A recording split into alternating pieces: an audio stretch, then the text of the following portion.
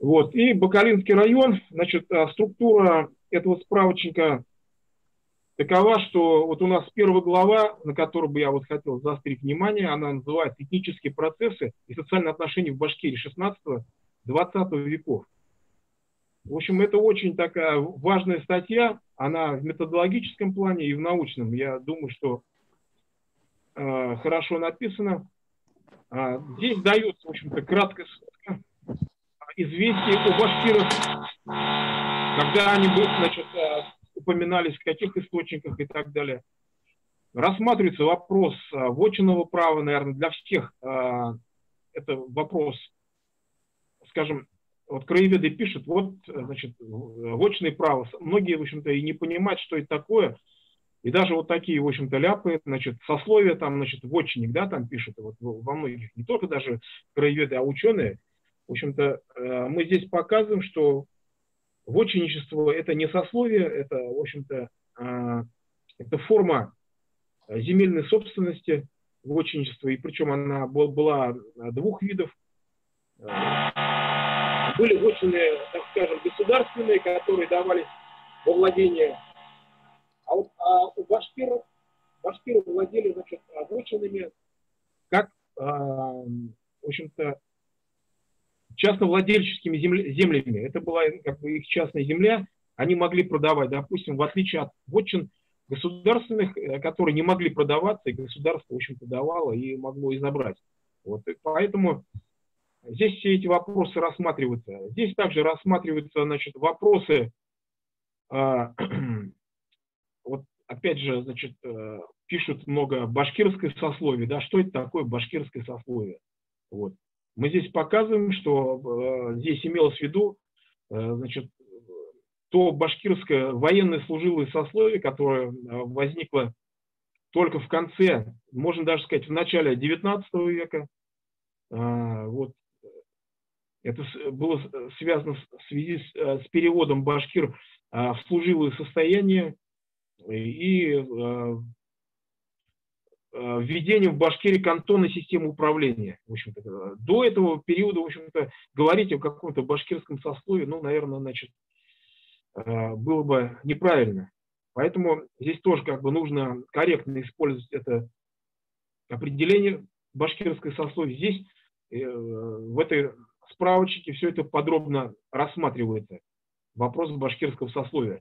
То есть и показывает, что, в общем-то, в 18, 17, 16 веках и так далее, значит, башкирский народ, он был многосословен, то есть были тарханы, были ясашные башкиры, то есть, в общем-то, в целом народ делился на две такие большие фракции, да, служилые башкиры и ясашные башкиры. Потом внутри служилых башкир, это понятно, тарханы. Также часть служилых башкир была в сословии служилых татар, значит, и мурс и так далее. Значит, это тоже ведь служилые татары, это ведь не, скажем, этническая группа, а социальная группа. В служилых татарах находились, скажем, и служилые башкиры. А вот что касается ясашных башкир, здесь они тоже не были едины. В общем-то, они разделялись на две категории. Собственно, ясашные башкиры и тептяри. Вот тептяри, то есть это здесь показано в этом очерке, это, в общем-то, об этом уже давно известно, об этом писал и Рамиль Цибулович Рахимов, и другие историки, что тептяри это первоначально были те же самые, значит, башкиры, которые перешли в тептярский ясак. То есть здесь основной тептярский ясак. Тептярский ясак от слова дафтар, это, видимо, еще традиция идет со времен Золотой Орды. Тептярский ясак, он был более легким по сравнению с башкирским языком. Но зато человек, который платил тептярский ясак, обязывался, значит, вступал в непосредственное отношение с государством до русский период, наверное, значит, золотоордынским государством, потом, значит, уже в московский период с русским государством. То есть взамен того, что он платит облегченный ясак, он должен был выполнять определенную, значит, другие повинности. В первую очередь трудовую повинность там, и другие повинности, они, в общем-то, перечисляются.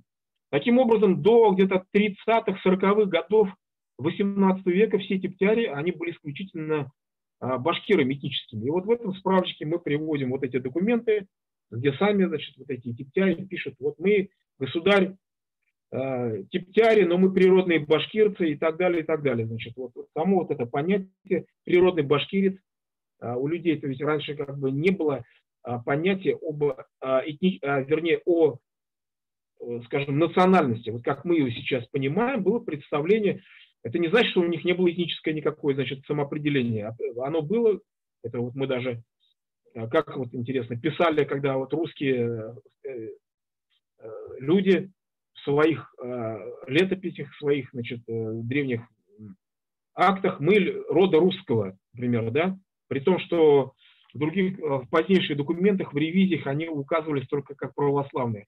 Также здесь, значит, у людей, у башкир была, в общем-то, этническая принадлежность, у них было представление, что вот мы, все башкиры, это вот, так сказать, такой огромный большой род, ведущий происхождение там, к единому предку. Поэтому писали «мы природой башкирцы» или «родом башкирцев» и так далее.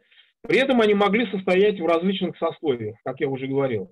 В сословии, значит, в Тарханах, значит, быть либо, значит, типтярами, либо ясашными башкирами, либо быть в сословии служилых татар. Потом уже в кантонный период ко всем этим уже имеющимся сословиям еще добавились другие сословия. Да? Многие башкиры стали дворянами, башкирские дворяне. Потом, значит, некоторые башкиры стали казаками. То есть вступили в Яицкое казачье войско. Вот было, значит, башкирское отделение Яицкого казачьего войска. И также была такая категория башкир, которую называют казачий башхортар. Это те башкиры, которые стали казаками Оренбургского казачьего войска. Вот, они попали в зону отчуждения под Оренбургское казачье войско, когда землю вдоль Яйка забирали, это после Оренбургской экспедиции, под Оренбургское казачье войско была конфискована вот такая узкая полоса земли вдоль Яйка, ну да, довольно не такая уж она и узкая, конечно, была, вот, на которой вот этой полосе потом впоследствии образовались Оренбургская и Челябинская области. Вот. И вот башкиры, которые попали в вот эту зону отчуждения, которые не захотели переселяться в качестве припущенников к другим башкирам, им пришлось, в общем-то, смириться и стать казаками. Таким образом, вот мы видим, как на протяжении, там, начиная с 16 века, ну, наверное, если брать период Золотой Орды, там ведь тоже башкиры делились на тарханов и ясашных. По крайней мере, там мы точно знаем, две было категории. В русском периоде появилось, значит, социальное расслоение еще больше увеличилось, появились вот эти другие сословия, да, значит, типтяре, там, тарханы уже были, значит, дворяне, казаки и так далее. То есть вот здесь в этом очерке все подробно рассматривается, и я бы в первую очередь хотел бы призвать наших краеведов внимательно изучить эту, значит, статью, вот, чтобы у них в первую очередь у самих была ясность, потому что когда читаешь вот некоторые краеведческие исследования, там, ну, много вот таких некорректных вещей там пишется, да, там, вот, допустим, ставят, вот типтяри, это значит, это этнические татары. На самом деле не так, конечно, это было. Вот, вот. Или там, значит, там, сословие вотчинник. Вотчинник, еще раз говорю, это не сословие, потому что были вотчинниками типтяри, вот как выясняется. Вот, допустим, Ахмед Заки Валиди принадлежал, значит, предки Ахмед Заки Валиди были типтярами, значит, сословными, но в то же время они были вотчинниками. Почитайте его воспоминания, он там пишет, наши вотчины там там-то, там-то были. То есть были и типтяри, и вотчинники. То есть, и были даже вотчинниками, даже были и другие категории, допустим, вот, сибирские народцы, вотчинниками. Вот вы читаешь, когда сибирский народ, вот вотчинники. Но они, в отличие от башкир, вот этими вотчинами не пользовались как частной собственностью, а у башкир она была частной собственностью. Только они могли его там продавать потом и так далее, эти земли, значит, и так далее.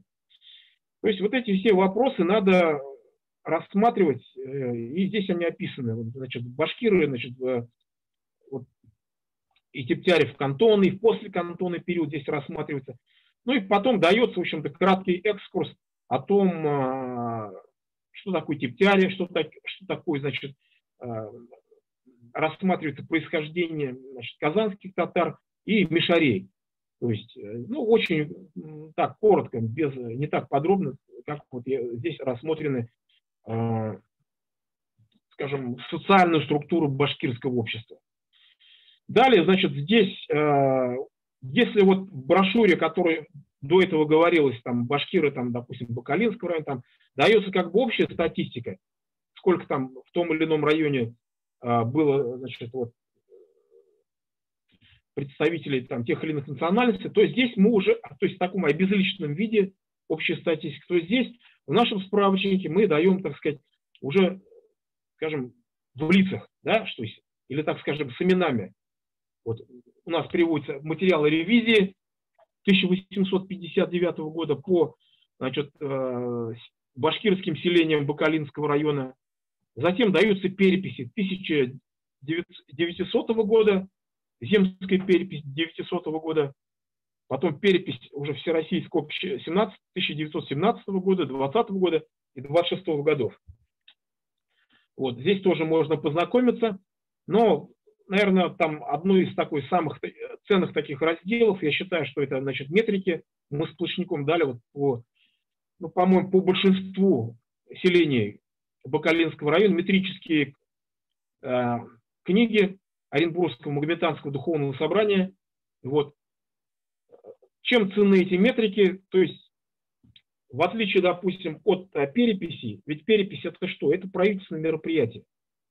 Когда там переписывали, там даже не всегда, может быть, и спрашивали даже этническую принадлежность того или иного лица, а может быть даже советовались где-то просто, как писал Роднов в своей книге, скажем, с волосной верхушкой, с той вот этой сельской интеллигенции относительно этнической принадлежности того или иного села.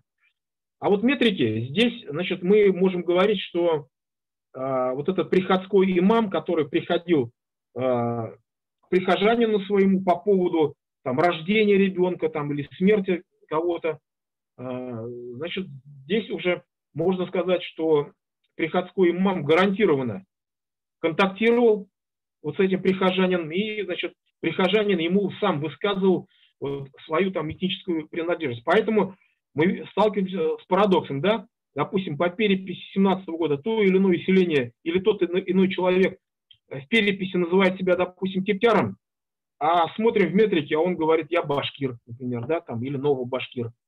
Вот. По поводу новобашкир тоже этой категории у нас тоже есть соответствующий параграф в этом очерке о социальных отношениях. И вот здесь вот мы даем, так скажем, в метриках, они вот тем и интересны, что мы здесь имеем дело с непосредственным, значит, непосредственной манифестацией этнической идентичности вот этого гражданина, вот этого крестьянина. Поэтому это очень интересно, очень важный и еще мало исследованный и тем более не опубликованный, значит, массив документов. Допустим, если перепись можно взять и перевести, да, то как вот эти метрики всех их ввести в оборот? Это просто там титаническая работа, потому что это все было по годам, годов-то, по некоторым их годов-то много. Каждый год составлялась вот эта метрическая книга там, по тому или иному селению. И там, скажем, относительно одной деревни, может быть, там за там, десятки лет этих метрик. То есть это просто ну, колоссальный, значит, объем информации. И, допустим, их невозможно перевести там, с помощью какой-нибудь программы, поскольку они написаны, значит, на языке тюрки, то есть арабицей, арабской, значит, вязью, арабской графикой. Но мало того, это можно было бы еще найти, если бы это было бы, там, скажем, напечатано. Но ведь это написано от руки. Тут даже муллы некоторым вот, они не могут прочитать, но наши специалисты, там, значит, мы, то есть команда, работающая над изданием этих справочников, мы можем читать, мы уже овладели скорописью, вот, то есть то, что написано от руки скорописью на языке тюрки, в общем-то, и читаем спокойно. Вот поэтому я считаю, что вот этот наш справочник, он очень важен, он очень, это туда вложен огромный труд. Это было, это, скажем, должна являться настольной книгой любого краеведа. Там заключен уникальный объем информации и нужных, скажем, знаний об истории и этнических социальных процессах Башкирии, значит, 16-20 веков.